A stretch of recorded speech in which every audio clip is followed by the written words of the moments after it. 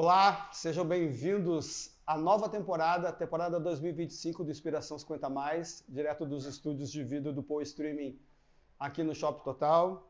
Esse programa,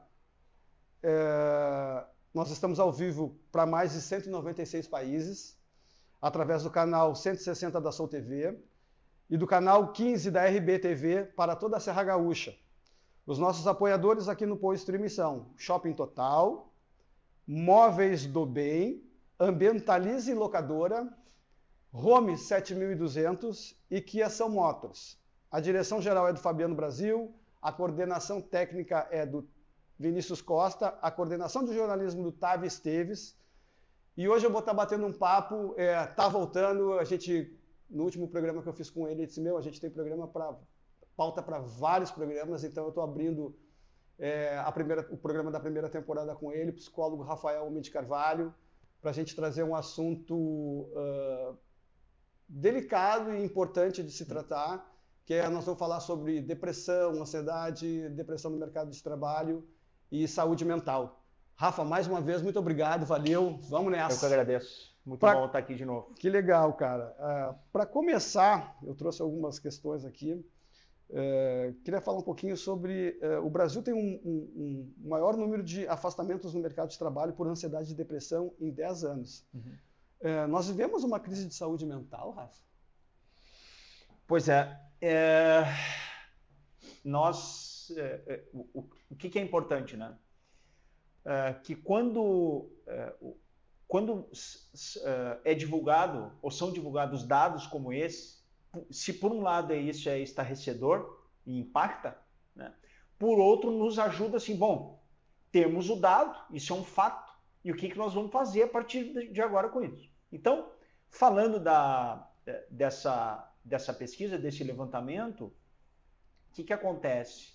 De 23 para 24, houve um aumento de 63% em afastamentos, considerando pessoas que passaram a receber benefício por conta disso. Então, vamos lá. A pessoa, no ambiente de trabalho, manifestou ou apresentou uma crise, ou algum tipo de sofrimento psíquico. Ela foi avaliada na empresa, dependendo da empresa, foi encaminhada para o médico do trabalho. Esse médico do trabalho avaliou, encaminhou para a perícia do INSS, a perícia, o perito avaliou mais uma vez e aí justificou, atestou o afastamento e o benefício. Então, olha o caminho que a pessoa percorreu. Ou seja, nós temos aí uma amostra significativa. Do quê? Em relação a doenças mentais, e aí pelos dados do INSS, 143 mil pessoas passaram a receber benefício por transtornos ansiosos, que é uma classificação lá do CID, do Código Internacional de Doenças, F23, se não me engano, F21, F23. Então, 141.200 pessoas por isso. 113 mil e alguma coisa por episódio depressivo, por depressão. 52 mil e alguma coisa por depressão recorrente, episódio depressivo recorrente. E 51 mil por bipolar.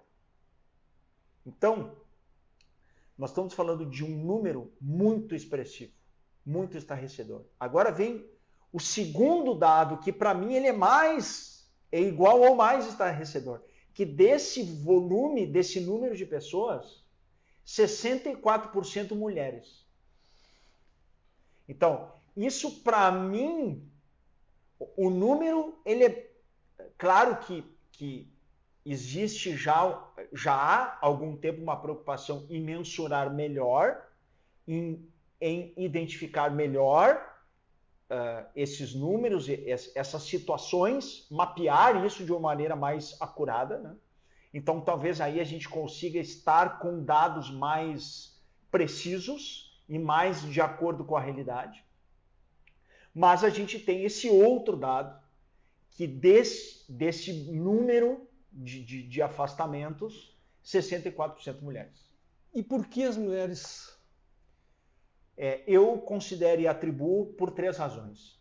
Uma, ainda existe na nossa sociedade algo que tem explicação, tem justificativa, mas é inexplicável, né? Que é a desigualdade de gênero. Acho que esse é um aspecto, um elemento. O segundo é a desigualdade de salário. Então, uma pesquisa do início desse ano. Foi feita uma pesquisa com 50 mil estabelecimentos comerciais do Brasil. Em cargos que a remuneração média é R$4.000. A diferença de salarial de mulheres em relação aos homens, 20% menos. Então, as mulheres, no mesmo cargo, em cargos de dirigentes, de gerentes, 23%, 25% de diferença. Então, a desigualdade de gênero é um aspecto. A desigualdade salarial é o outro aspecto que eu considero. E um terceiro, que é a sobrecarga.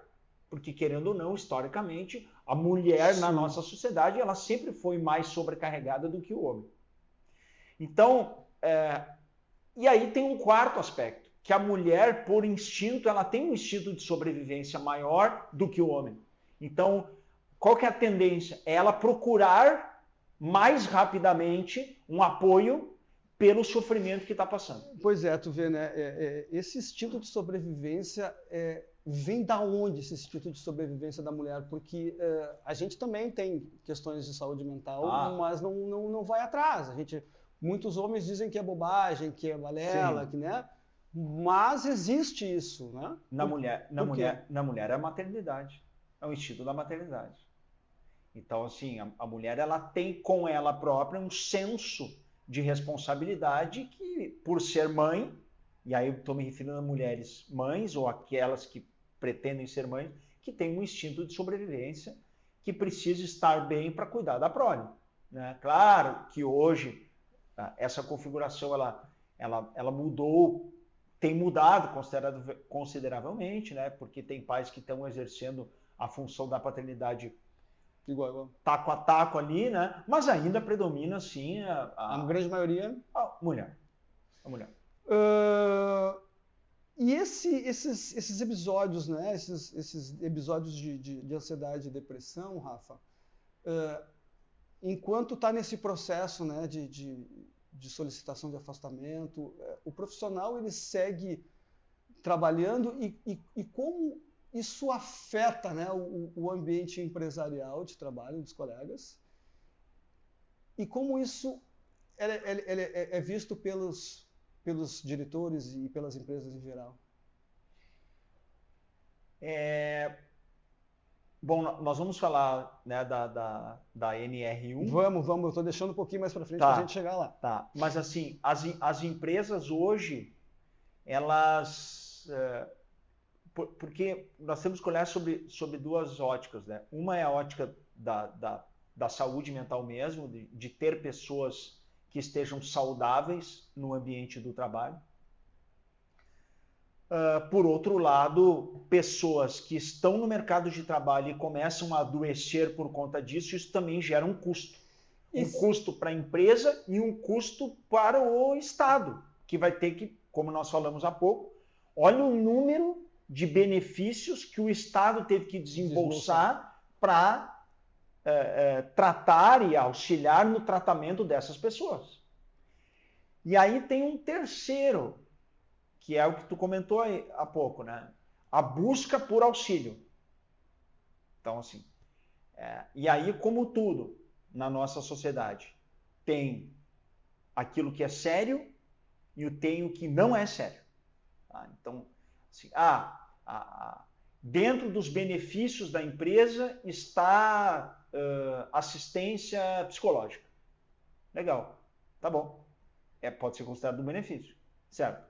Mas qual é esse serviço que está sendo prestado? Porque a empresa, ela colocar no pacote de benefícios esse serviço, mas ela precisa ir lá verificar, o RH no caso, né? Uhum. Ele precisa ir lá verificar que serviço é esse, tem as plataformas, né? Porque muito por conta da pandemia difundiu muito os atendimentos online e que funcionam, assim, tem uma eficiência boa, mas precisa verificar qual é o nível de qualificação desse tipo de serviço. Que daqui a pouco a empresa, não, eu fiz a minha parte, né? Mas será que esse serviço é um serviço realmente qualificado para atender às necessidades? Então, esse é um aspecto que também merece um ponto de atenção. E aí, durante esse tempo que, por exemplo, o funcionário está nesse processo, né, ele segue, a empresa mantém ele trabalhando nesse grau, ou ela espera... Ou ele pode estar afastado, depende do nível, né? Uhum. Então, assim, dependendo do nível, na amostra, pessoas que estão afastadas, que foram afastadas, que vão precisar ficar... Sim, mas esse afastamento da amostra é depois de já ter feito todo o processo que tu falou, de passar pelo controle, o INSS do médico... Avaliação da empresa, o médico do trabalho, perito do INSS, e aí chegou... Só depois ele é afastado. Antes disso, ele... Assim, em empresa privada, pode ser uma decisão da empresa, do RH, com a sua diretoria, dizer o seguinte, olha, nós vamos te dar aí uns dias, né, dependendo do nível do estresse ou do que está acontecendo, porque o que também pode acontecer, né, que é uma situação também que é da realidade. A pessoa pode ter sofrido um evento familiar que ela não está conseguindo trabalhar. Né? Então, assim, aí a empresa vai combinar uma licença, vai ficar afastada por uns dias até conseguir minimamente se restabelecer. Então, na empresa privada, a agilidade para encaminhar isso aí, ela é mais ágil. É mais ágil, é mais rápido. É para ser assim. E a gente tem não sei se tu tens, né, mas o número de afastamento ou de doenças depressivas, se é mais nas empresas privadas ou é mais no trabalho de funcionários em público, a gente tem esses dados assim, não? Eu já tentei pesquisar esses dados, mas é difícil conseguir. Eu encontrei dificuldade para achar esses dados, tá? Mas o que a gente tem? Tá? No Brasil, existem 100 milhões de pessoas em condições de trabalho. Certo? Então, a gente está tirando criança, a gente está tirando idosos, a gente está tirando pessoas que têm algum tipo de deficiência mental. Tá? Então, existem 100 milhões de pessoas em condições de trabalho. Dessas 100 milhões, 39 têm carteira assinada. Tá? Então, assim, mas aí, ou seja, estão na formalidade. Mas existem outras atividades... Existem os freelancers, os PJs, os autônomos... que aí não entra nessa amostra. Mas a amostra que a gente tem é o seguinte, 39 milhões de pessoas no Brasil, em empresa privada, 39 milhões têm carteira assinada. E aí, agora... Saiu aí a lei da saúde mental, né, que vai exigir antes tarde do que nunca que as empresas cuidem da saúde mental dos seus colaboradores, né? Isso saiu devido a esse aumento que tu trouxeste. Esse aumento veio pós-pandemia, por exemplo. Vamos falar um pouquinho disso. Vamos lá. Então nós estamos falando da NR1, né, que é a norma regulamentadora, que é do Ministério do Trabalho e do Emprego. E é uma norma que agora ela foi revisada. E nesta norma, o que é a norma? Essa norma ela regulamenta a saúde e segurança do trabalho. A saúde e segurança do trabalhador, certo? Para que exista um ambiente seguro e saudável. Claro, quando a gente olha assim, a gente olha muito mais para a indústria. Né? Porque precisa ter segurança física, segurança química e segurança biológica. Mas em empresas, aí nós temos que pensar o seguinte, no Brasil, 73% do PIB é serviço.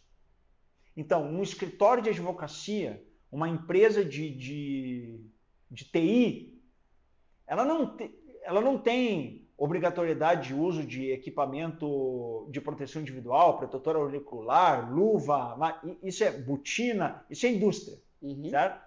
Mas, ao mesmo tempo, ergonomia, carga horária, demanda de trabalho, volume de trabalho, ritmo de trabalho. Então, essa norma, ela foi revisada agora e passa a vigorar a partir, acho que é 25 de maio, 25 ou 26 de maio, onde as empresas... A partir de 26 de maio. 26 de maio.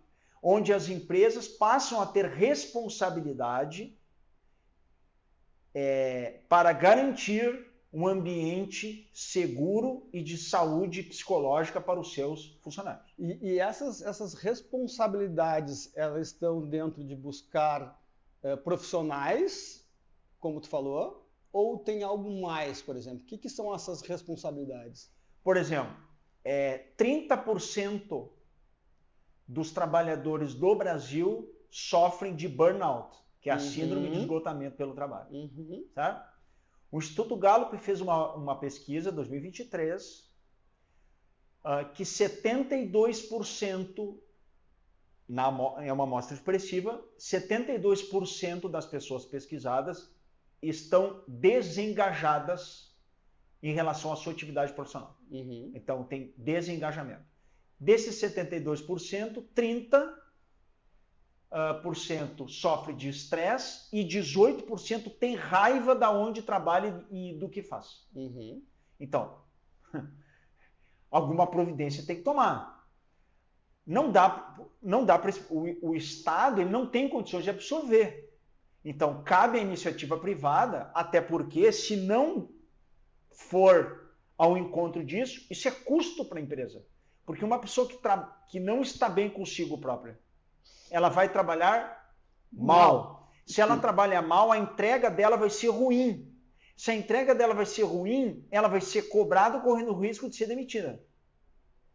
Então, a empresa ou as empresas passam a assumir essa responsabilidade em garantir ou dar condições para que as pessoas tenham uma condição melhor de trabalho. Nem todos vão se adaptar à empresa A, B ou C, nem todos, porque daí nós estamos falando de perfil, de interesse, de necessidades de aspiração de carreira, mas aí é uma outra discussão. Mas no que tange à estrutura e ao ambiente, passa a ser responsabilidade da empresa, sim. E aí é o que entra essa como é que eu vou te dizer, essa nova tendência que tem aí de mercado de trabalho, que é o diretor de felicidade, é isso? É isso que falaram, que eu estava lendo, estava pesquisando aqui, é diretor de felicidade isso, Rafa, que chama? Assim, eu sempre... Aqui, ó, é uma tendência que vem se consolidando em grandes empresas, a criação do cargo do chefe diretor de felicidade. Então, sim, eu já vi sobre isso, a gente tem que tomar alguns cuidados quando a gente está falando disso. Pois é, Rafa, porque assim, hoje, eu só vou te cortar um pouquinho, assim, porque a gente vive hoje a questão da internet, né, cara? E as redes sociais, elas têm coisas maravilhosas. Eu acho que, se não me engano, a gente só perde para Filipinas e Colômbia, ou é só para Filipinas, o tempo em rede social. Em rede social. E esse papo é muito sério, né, Rafa? O papo de saúde mental é muito sério. E essa massa, né, porque é uma massa que está aqui dentro desse aparelhinho, a grande maioria não tem esse juízo de valor, esse juízo de entender o que a pessoa está falando de saúde mental, se é real ou não, do que o psicólogo. Como é que tu vê isso, cara, nessa história toda, junto com essa história do diretor de felicidade? Vamos lá. Acho que primeiro tu toca num ponto que é muito importante, que é entender felicidade. Eu considero hoje que nós vivemos num ambiente social que é a felicidade compulsória. Todos temos que estarmos felizes o tempo inteiro. Cara, isso é uma ilusão. Isso é uma ilusão. Ou melhor, é um desejo que é legítimo, mas é uma ilusão. Porque a vida não é assim. Não é. A vida não é assim. Então, aqui nós temos um primeiro pilar que é... O que é a tal da felicidade? Isso. Para mim, a melhor definição de felicidade é de um filósofo brasileiro chamado Luiz Felipe Pondé, que ele fala o seguinte: felicidade é ter lucidez para encarar as dores e os sofrimentos. Isso é felicidade. O que é confundido e é vendido que ser feliz é estar num estado de euforia o tempo inteiro. Cara, isso é uma ficção, é uma ilusão, e mais, começa a gerar porque estados de euforia, eles são momentâneos. Né? O meu time ganhou, eu fiquei feliz, o meu time perdeu, eu fiquei triste, né? Eu recebi um aumento, uma promoção, eu fiquei feliz. Mas isso é um instante. Que passa. Que passa. Então, assim, o que é o problema? Que aí eu até coloquei essa semana um conteúdo sobre positividade tóxica, lá no meu Instagram. Positividade tóxica, né? Então, assim, o que é positividade tóxica? É isso. Então, assim, eu estou sentindo que eu vou me deprimir ou que eu estou ficando triste. Não, não pode. Eu não posso me permitir ficar assim. Então, eu tenho que buscar alguma coisa que combata. E aqui está o maior equívoco. E, para mim, um dos causadores desse nível de adoecimento também eu atribuo a isso. Então, assim, aí eu vou procurar um amigo ou uma amiga. Olha, não estou me sentindo bem, aconteceu alguma coisa, eu estou me deprimindo, eu estou muito chateado, a minha vida está perdendo a graça. Não pode ficar assim. Isso é mimimi. Não pode ficar assim. Tem que buscar alguma coisa que te alegre. E aí começa a criar um entorno que é um entorno de ficção.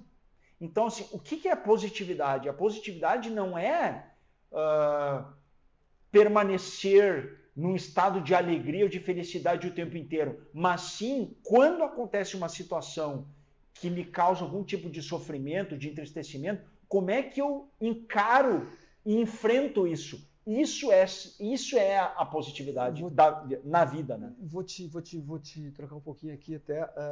Esse não pode ficar assim, né? Este não deve ser assim, ou tu tem que fazer alguma coisa sempre para não entrar nesse processo interior de sofrimento. Quando o amigo te fala isso, né? Pô, não pode ser isso. É uma forma, porque das pessoas que dizem o que tu colocasse, né, do amigo que não deixa a pessoa ficar em depressão porque não pode ser assim e tal. É um medo dessa pessoa que diz de olhar para dentro, porque olhar para dentro de si é muito complicado, né, Rafa? A transformação, muitas vezes as pessoas acham que a transformação e a felicidade vem através de uma conquista material ou que ela vem de fora para dentro. Essa transformação que vem de dentro para fora é muito difícil de olhar e as pessoas evitam isso muito, Rafa. Uhum. E nesse processo de aprendizado que eu estou tendo aí de estudo, eu vejo que cada vez mais é necessário olhar para dentro. Sim. Como que a gente busca isso, além, claro, de ter o profissional de terapia, mas como que é esse processo inicial disso, né? Porque a gente precisa aceitar. Sim, reconhecer. Aqui eu acho que tem uma outra delicadeza, né? E para as pessoas com quem eu tenho feito algum tipo de trabalho, tenho feito algum tipo de acompanhamento, eu falo duas coisas. Né? Todos nós temos dentro da gente partes que a gente admira, partes que a gente não admira e partes que a gente não gostaria que fizesse parte da gente. E partes que a gente nem imagina que existe. Tá. Então, assim, mas na medida... E aí, então, essa é a primeira. A segunda, nós temos na nossa configuração mental, para pegar o termo da moda, no nosso mindset, olharmos para nós, sempre com viés ou com a ótica do julgamento. Porque nós fomos moldados assim. A gente tende a nos auto-julgar e julgar os outros. Eu fui burro, eu sou um idiota, eu sou um incompetente, eu não sirvo para nada, né? Então, Onde é que está a virada da chave? É que eu consigo olhar para mim sem um julgamento. Então, assim, quando eu reconheço uma frustração, quando eu reconheço uma decepção, quando eu reconheço algo que me entristeceu, a diferença não está no fato que aconteceu, é na maneira como eu olho, encaro e vou lidar com o fato. É como a gente diz no português, assim, no português mais do dia a dia, é fazer do limão limonada. Sim. Então, eu preciso fazer do limão limonada. Aí agora a gente tem uma delicadeza, que isso tem um nível. Quando passa do nível, ou seja, já faz dias que eu não consigo sair da cama, que eu tô com pensamentos que a vida não tá valendo a pena, tá bom, aí aqui nós temos um sinal de alerta. Um alerta total ligado, até porque no Brasil, por ano, são 14 mil suicídios. Vamos entrar nesse assunto daqui a pouquinho. Tá. A gente está falando aqui direto do estúdio do Pô Streaming no Shopping Total, com o apoio do Shopping Total, da Móveis do Bem, da Ambientalize Locadora, da Home 7200 e da Kia São Motos. Sempre lembrando que esse programa está ao vivo para mais de 196 países através do canal 160 da Soul TV e do canal 15 da RBTV para a Serra Gaúcha. Estou conversando aqui com o psicólogo, meu amigo, psicólogo Rafael Homem de Carvalho. Esse número, né, essa pandemia silenciosa, né, que é a depressão e que leva ao suicídio e que tu veio trazendo esse número, Rafa, vamos falar um pouquinho mais desse processo todo, né? Isso a gente estava falando nos bastidores que esses números, uma coisa é fazer esses números em Porto Alegre e em São Paulo ou em Curitiba, que a gente tem lugares que a gente pode fazer e tem a condição de fazer uma pesquisa mais profunda, do que entrar para os interiores do Brasil e para cidades onde isso não existe, mas também tem esse número de doença de depressão e suicídio. O que está acontecendo, cara? Então, assim, o dado é esse, né? Então, são 14 mil anos, né? Isso dá uma média de 36 por dia, ou seja, a cada hora, 2 pessoas no Brasil cometem suicídio. Eu entendo que hoje está sendo melhor mensurado, como tu comentou aí, né? Porque, e ao mesmo tempo, assim, né? Os homens, então, nessa amostra dos 14 mil, o percentual de homens em relação a mulheres é maior. Tu vê, cara. O índice de suicídio em homens é maior do que nas mulheres. E aí também tem relação com o que nós falávamos há pouco, que a mulher tem um instinto de sobrevivência e da maternidade, né? Então faz com que ela se preserve mais. Já o homem é um pouco diferente nesse aspecto.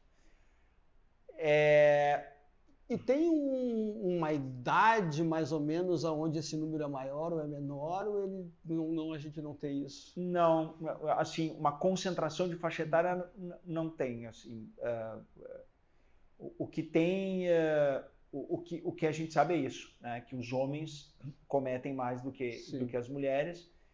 E, claro, na população mais jovem é um pouco maior, até por se sentirem em condições de fazer, né? Agora, o que é importante também observar? Pessoas que estão com depressão, que é diferente de estar triste. Aconteceu um fato na minha vida que me deixou triste. Isso não quer dizer que eu seja uma pessoa deprimida. Eu posso estar deprimido, mas não ser. E se eu estou melancólico? Aí precisa ver se essa melancolia é algo que te acompanha ao longo da vida ou se foi uma situação específica que te deixou assim, ou que tu reconhece que tu passou a estar assim, sabe? O que acontece? Falando de depressão e na relação com o suicídio. A pessoa diagnosticou depressão com risco de suicídio. Ela inicia um tratamento. Ela está lá no fundo do poço. Ela inicia um tratamento medicamentoso. Terapia e psicoterapia mais medicamentoso. Nessa hora é que o risco é maior. Porque quando a pessoa está lá muito no buraco, ela não se sente em condições de fazer nada, nem de atentar à própria vida. Quando começa a fazer efeito a medicação, principalmente, ela começa a sentir mais em condições. E se aqueles pensamentos perturbadores continuam, aí é a hora é a hora maior que acontece esse tipo de evento. Então, tu ia falar por causa dos homens também, né? Porque que os homens tá um número maior de suicídio do que as mulheres pedirem o afastamento, mas também o teu raciocínio. Então, sim. Então, agora até me perdi. mas é assim, que, por exemplo, Porto Alegre é a capital, 10 suicídios para cada 100 mil habitantes. Mas aí é que tá, porque aqui a gente tem uma força-tarefa de pesquisa, de profissionais muito dedicados a isso, ou seja, a acuracidade dos dados ela é maior do que, sei lá, qualquer cidade que não tenha essa... que não tenha essa capacidade de pesquisa e dedicação e investimento nisso. Então aqui, por exemplo, Porto Alegre é um lugar, a gente tem o Hospital de Clínicas, a gente tem o Hospital Conceição, que tem profissionais dedicados a isso, né? Investem tempo e dinheiro nisso, em pesquisas dessa natureza. Então a gente consegue aqui ter um percentual maior, mas o dado está aí, né? 10 para cada 100 mil. E por que o homem? Puxa, por que o homem? Porque o homem... por um lado a gente tem a mulher lá, o homem pelo que a gente vê aqui... O homem, e aí nós podemos entrar na síndrome dos 50 anos. Na crise dos 50 anos. O homem, ele tem falando de maneira genérica, né? O homem, ele tem algumas assombrações que fazem parte do ambiente, do ecossistema mental dele, né? Uma delas é a perda de vigor, é a incapacidade financeira, porque o homem, historicamente, lá desde os antepassados, como provedor, né? Então, a perda da condição financeira, ou da incapacidade financeira, isso é um outro tipo de temor. A questionar sobre a carreira, né? Então, 50 anos. Então, vamos lá. A expectativa de vida mundial e no Brasil no Brasil, vamos falar do Brasil, 75 para 76 anos. Então, assim, 50 anos, eu olho para frente, correndo tudo bem, certo, dando tudo certo, eu tenho mais 25, ou seja, é metade do que eu já vivi. Sim. E isso começa a assombrar mais. Né? Então, assim, será que o que eu já fiz, quando eu olho para frente, será que o que eu posso fazer diferente? O que eu ainda tenho para fazer que eu ainda não fiz, que eu gostaria de ter feito? Né? Quando eu olho para trás e faço uma avaliação, será que do que eu me arrependo de ter feito ou deixado de fazer? E aí começa um exercício, que é um exercício. A reflexão ela é importante, mas o uso dela é que vai determinar o para frente. Porque assim, se eu começo a viver num estado de angústia sobre o que vai acontecer, eu passo de deixar a viver o que eu posso fazer agora. Sim. Que são as minhas ações, né? E aí tu traz um ponto, Rafa, que assim, a nossa sociedade, ela tá sempre olhando para o futuro, né? Sempre ela está aqui, mas ela não está aqui. Ela está querendo conquistar o material, conquistar o império, conquistar a grana, a independência financeira, o sucesso, tal, mas não é para agora, é para o futuro. E muitas vezes isso não acontece. E pior, quando não acontece, eu passo a viver um estado de angústia, de depressão, de decepção. É isso que eu ia entrar. É isso. Né? Então, assim, o que é?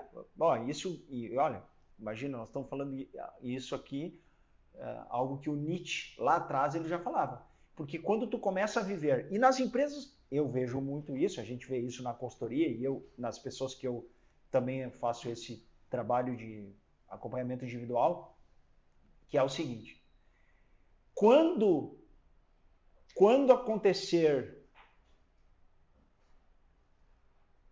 por exemplo, a minha vida vai ficar boa quando?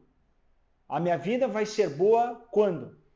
A minha vida vai ficar boa quando eu trocar de carro. A minha vida vai ficar boa quando eu for promovido. A minha vida vai ficar boa quando eu trocar de casamento. A minha vida vai ficar boa quando... Só que, assim, o curioso disso aí, como é que eu tenho essa certeza de algo que eu ainda não vivi? Né? Então, o Platão dizia uma frase que tem duas coisas do Platão que eu acho, para mim, elas são muito significativas. Né? Uma é que ele diz o seguinte, amar é desejo. E se eu só desejo o que eu ainda não tenho, quando eu passo a ter, eu deixo de amar. Esse é um aspecto. A outra coisa é de uma vida justa. O que é uma vida justa? É uma vida harmônica. Né? Então, quando fala de felicidade, da positividade, uma vida harmônica. Né? O que é uma vida harmônica? O que é uma vida justa? Uma vida justa é quando eu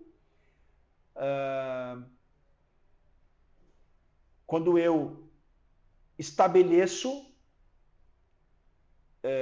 ou melhor, eu abro mão de necessidades individuais em prol do ambiente que eu faço parte tem condições de me proporcionar.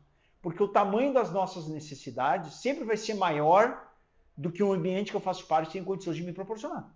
Então eu preciso fazer ajuste. Então, é legítimo eu ter necessidades infinitas? É legítimo. Mas isso não me dá condição que eu vou conseguir realizar 100% delas. Ou seja, tu pode querer tudo, mas não pode fazer tudo. Até tem uma frase acho que é o Cortella que fala, né? Como é que é? Não sei se vou saber agora repetir, mas assim, nem tudo que eu quero eu posso, nem tudo que eu posso eu tenho, nem tudo que eu quero, nem tudo que eu quero eu devo, nem tudo que eu devo eu posso, nem tudo que eu posso eu quero. Então uma vida justa é isso. Mas quando eu vou fazer esse tipo de ajuste, eu vou ter decepção, eu vou me frustrar. Sim, Mas ter a consciência que a decepção, a frustração pode ser utilizado como combustível para que ali na frente tu alcance algo maior e melhor. Essa parece contraditório, mas esse é o caminho. Então, quando a gente olha olhamos pessoas, empresas que alcançaram um estado considerado de equilíbrio ou de bem-sucedido, utilizaram os perrengues para construir em cima disso para chegar num outro nível. Esse é o... Tem um telespectador aqui, depois eu quero voltar nesse assunto, que ele traz para a gente assim, a baixa incidência de luz solar já foi estudada como algum dos motivos que poderiam aumentar esses casos. Sim. Porto Alegre, por ser no sul do país e ter uma das menores porcentagens de incidência de luz solar ano, podem condizer com os números altos desses casos do RS? A vitamina D é um fator? Pode. Aí ele tá se referindo a um tipo de depressão que é a depressão sazonal. Tá? No Brasil, falando de capitais, a capital que tem menos incidência de luz solar é Curitiba.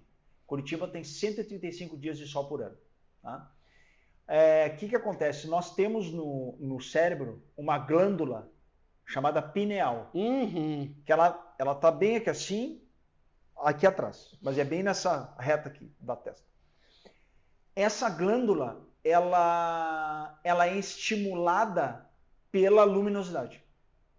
E essa glândula ela é responsável pela energia, inclusive energia sexual.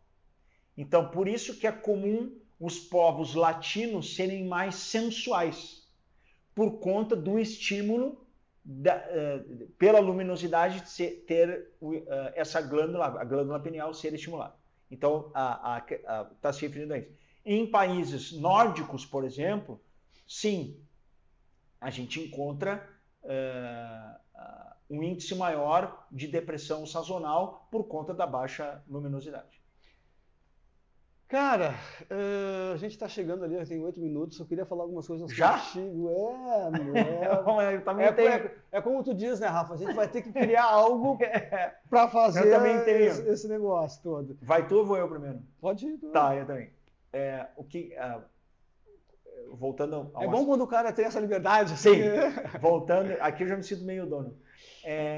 O que acontece? Voltando ao mundo do trabalho, tá? Ao ambiente do trabalho. Nós somos um país de terceiro mundo. Tá? E aí tem dados muito interessantes para a gente pensar e olhar para isso. Nós somos um país de terceiro mundo.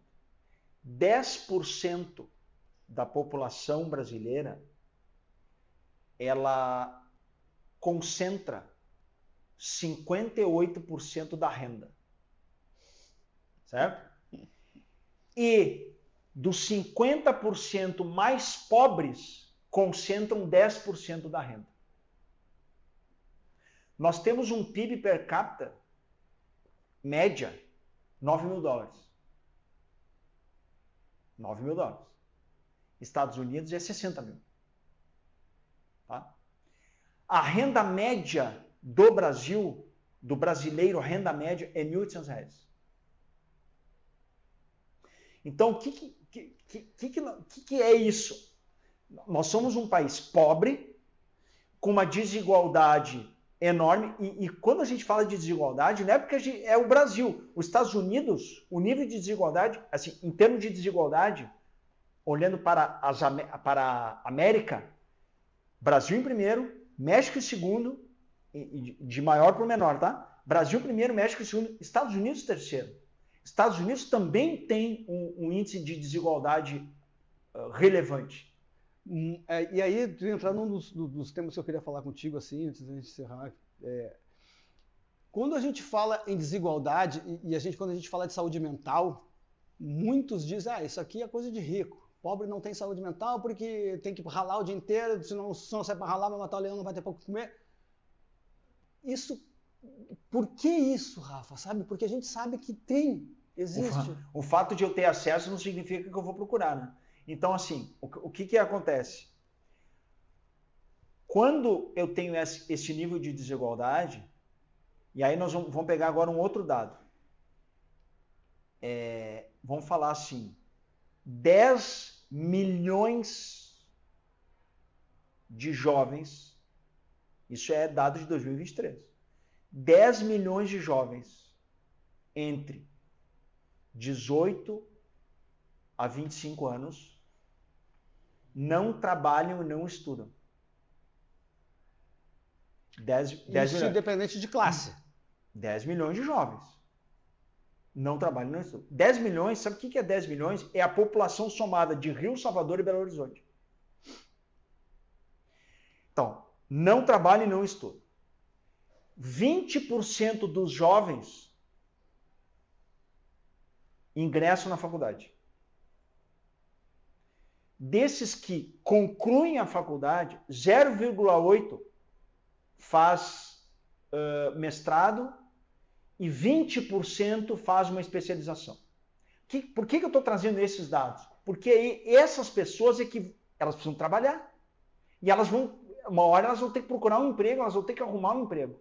Aí elas vão chegar na empresa com um nível de despreparo, de desqualificação, que vai começar a ficar difícil entregar ou cumprir com aquilo que está sendo exigido. Perfeito.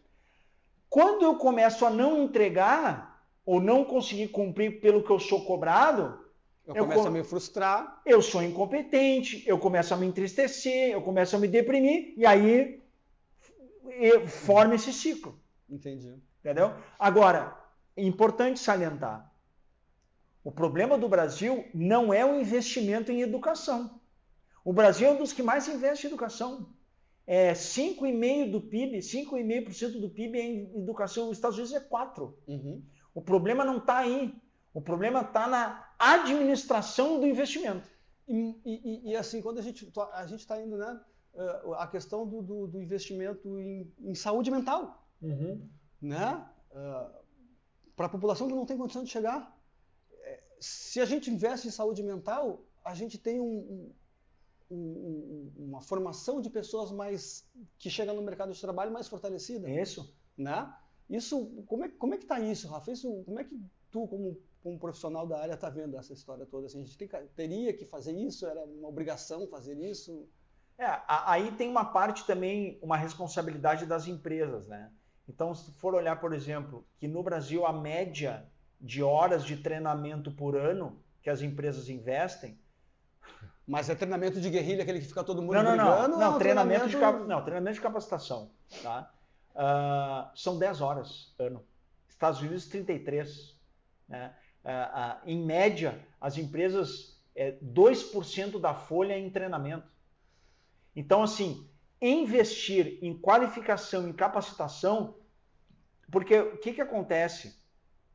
73% do nosso PIB é serviço. Então eu preciso ter gente qualificada para prestar o serviço.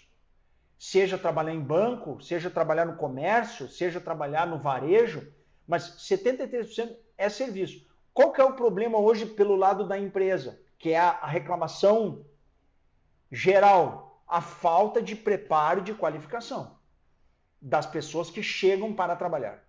O Estado tem condições de absorver isso? Não tem mais, já dá prova que não tem. O Estado faz a parte dele de investir em educação? Como eu falei, faz. De fato faz. E tem o plano é chegar em 10%.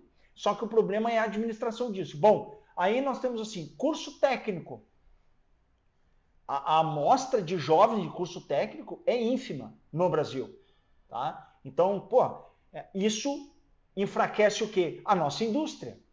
Né? E a nossa indústria está cada vez mais enfraquecida, porque está perdendo competitividade por falta de capacitação técnica.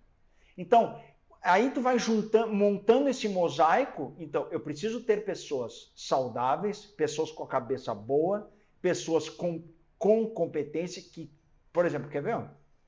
Um outro dado aí. Falando de saúde mental nas empresas.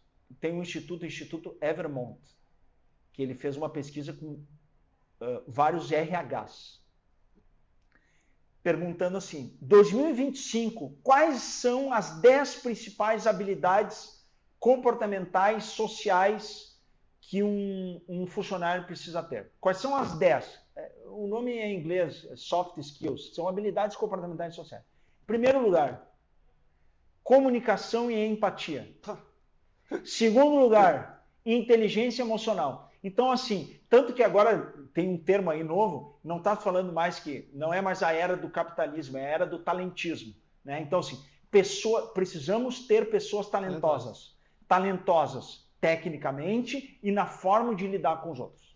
Então, nós falávamos antes aqui, a rede social nos ajuda muito, por exemplo, para esse debate aqui, né? Muitos dados que estamos trazendo veio das redes, mas ela não pode substituir o relacionamento, a qualidade das relações, que isso é essencial para a nossa sociedade como um todo. Ô, Rafa, acho que tu vai ter que voltar, nós temos 26 segundos. Eu queria agradecer a tua presença, muito bom. Agradecer a todos que estão aí na audiência.